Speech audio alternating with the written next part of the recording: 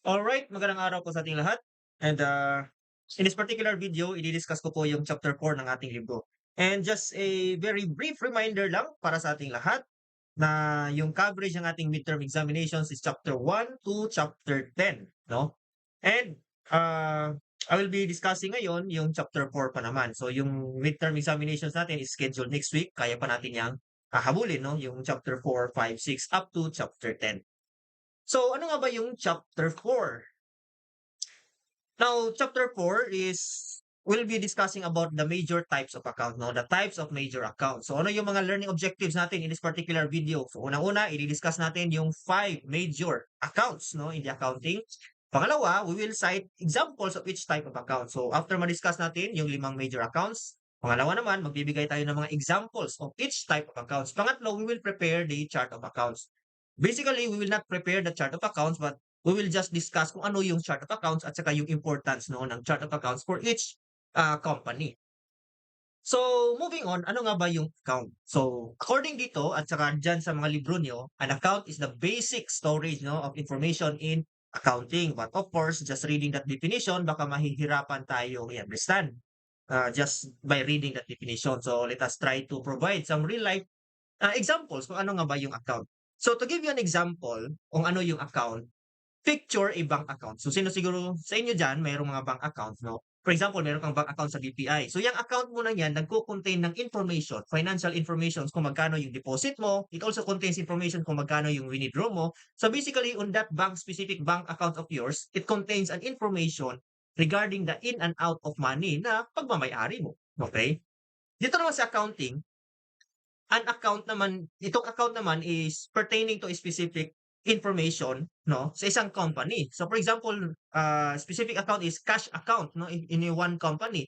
So that cash account contains an information regarding the cash or the movement of cash sa isang account, no, sa isang company. And then for example, another account is receivables accounts, no. So receivables account, it contains an information regarding the movement of receivables. Meron din tayong tinatawag na inventory, property, plant and equipments, investment property, biological assets. So lahat ng mga account titles na yan ay meron silang kanya-kanyang mga account that contains informations regarding those yung mga account titles na sinasabi ko. So sabi dito, an account daw, it is a record of the increases and decreases in a specific items of asset, liability, equity, income, or expense. So for example, ng asset, cash. So we say cash account, yung cash account na yan, nagko-contain ng information regarding the movement of cash. So in and out, in and out. So kapag mag-increase, magde-decrease, dyan natin makikita sa specific account na yan. Sa liability naman, for example, we have accounts payable accounts, no? Yung accounts payable na yan, it contains information naman regarding the movement of their accounts payable, which is a liability of the company. So kapag yung company, babayaran nila yung accounts payable na yan, so yung movement ng accounts payable na yan, makikita dyan sa kanilang account na yan, specific account. Sa equity naman, ano ba yung common na equity account natin? Of course, if it is a sole proprietor, meron tayong, let's just say, Juan Capital. So, yung Juan Capital na account na yan, it will also contain informations regarding additional investment o kaya naman ay withdrawals, no, ni yang equity na yan. Sa income naman, merong mga iba't ibang types of income accounts, gano'n din sa expense. So, we will discuss that later on. So, basically, yan yung definition, no, ng account. Now, moving on, how do we prepare, no, account? Before we discuss about the T account, in actual practices, the account will be contained in a document na tinatawag nating ledger, general ledger. Each type of account may kanya-kanyang ledger yan. And yung ledger na yan, so for example, ito yung ledger na to. Sa isang ledger na yan, magko-contain yan ng for example, one ledger for cash. So yung ledger na yan will contain information all about cash movement. No, pag magde-debit, pag mag-increase ng cash, makikita diyan. Pag magwi-withdraw, o kaya ay magbabayad tayo ng mga utilities o kaya payables, makikita din diyan yung movement ng cash. So kumbaga, this ledger, which is pertaining to cash account, contains an information. Kaya nga sabi doon sa definition na yung account na yan is like a storage of information. So ito yung ledger. Talks about information about cash. So ano yung mga movement about cash, dito natin makikita.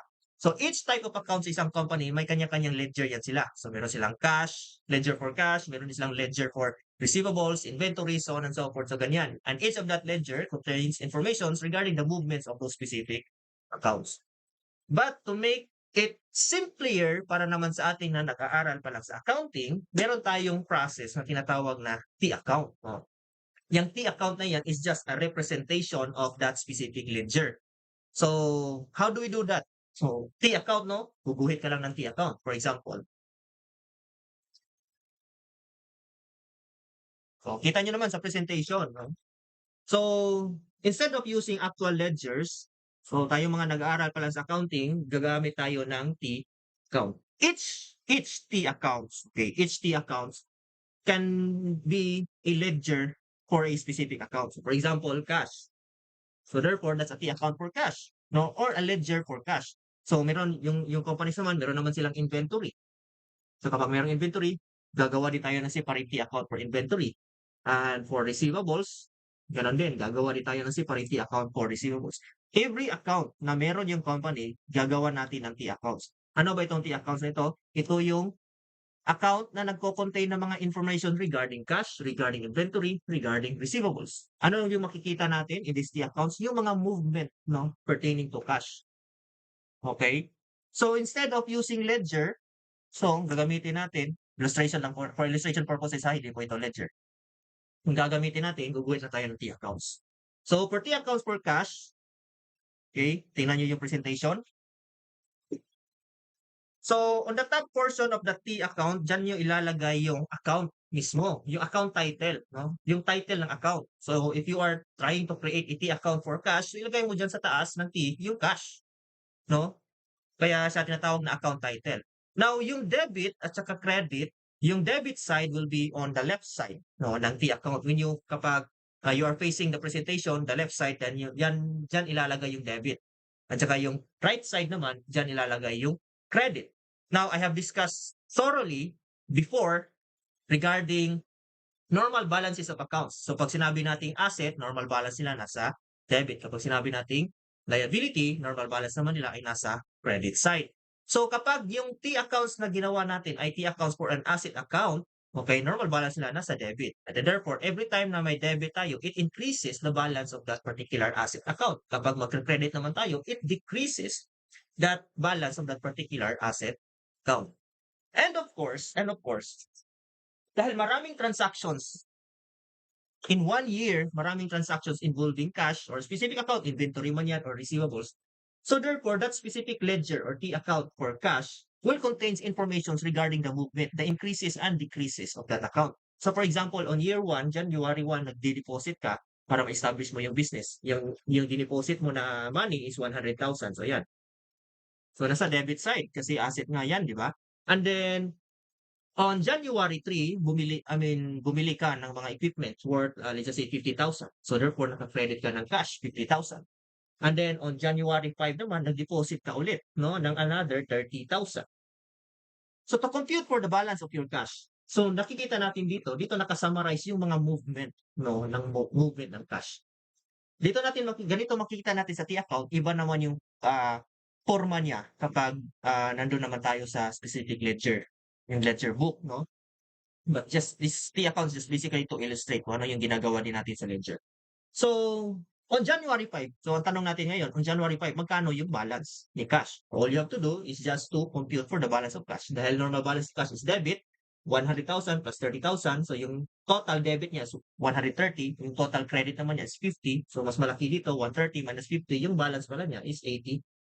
So, as of January 5, yung balance ni cash is 80,000. And we will do the same naman sa mga ibang T-accounts. Okay? For example naman, kapag accounts payable.